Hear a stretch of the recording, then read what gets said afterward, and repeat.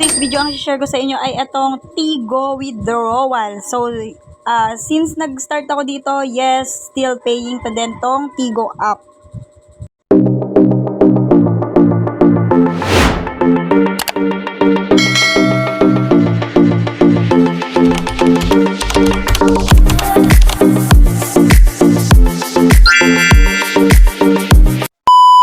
So first, syempre, bago ka mag-withdraw, syempre dapat alam mo tong gamitin yung app na to. So kung hindi mo pa alam gamitin, pwede kang mag-download or i-try yung application na to. Pero sa mga sanay na, sa mga dating apps, ito ay bagay na bagay sa inyo. So dyan dito ay pwede tayong maka-earn dito gamit ang pakikipag-friend or friendship. Yes, kasi makikipag-chat ka or video chat dito para naman magkaroon ka ng friendship. And then, syempre, habang sila ay tumatawag sa'yo, is kahit pa paano may na-earn tayo. Yeah, so sa mga nakagamit na nito, yes po, still paying pa naman ang Tigo hanggang ngayon dahil since 2020 po nung gumamit ako nito hanggang ngayon po, eto na talaga yung nagiging source of extra incomes ko. Okay, so ayan yung pinaka-matching. Pwede kang mamili dyan, i-click mo lang tong mga lines na to, lalabas dyan yung mga country na pwede nating iset sa Brazil, Indonesia, India, Malaysia, Philippines, and kung saan-saan pa. So, i-click mo lang yung okay na yan para ma-refresh siya and kung saan-saan na bansa matatapat, no? So, pwede mo silang i-message. Much better na ubusin mo yung pang-message mo para magkaroon ka ng VC or PV, no? May PC ka, PC.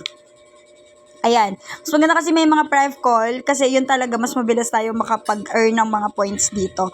So, ayan. Pwede mo rin i-click to. Ito na yung pinaka-matching. Once na-click mo tong start, magma-matching na po siya and then dito mo naman makikita yung points mo. Ito naman yung mga chats kung saan makikita nyo yung mga chats nyo kung sino-sino man kayo nakipag-chat sa'yo or kung sino-sino yung mga nakachat mo. Meron din dyang call. I-click mo lang tong call para makita mo kung sino yung nag-call sa'yo.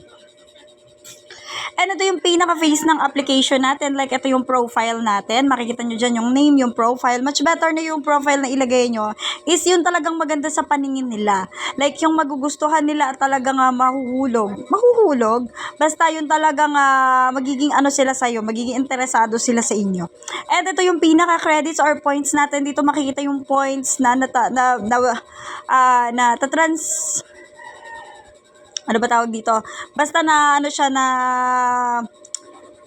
siya agad sa peso. Yes, diretso na siya peso. Ayan, nakita nyo, Philippines yung nakalagay. So, yung 4,559 na points natin is equivalent to 2.73k. 2k na siya mahigit. I-click mo lang yung withdraw and syempre, kung hindi ka pa naman nag-start ka pa lang, click mo yung withdraw account para malagay mo dyan yung cash G mo. At ang wag nyo pong pipindutin ay ang redeem.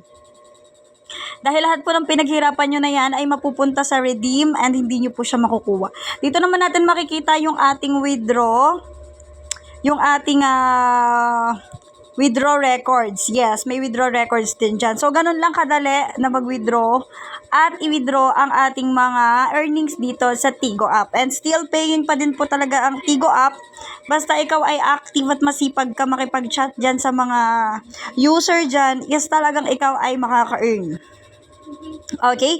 So, sana meron kayong natutunan at sana meron akong magandang na-share sa inyo kahit papano na talagang pwede natin pagkuhanan ng extra. Extra lang ha.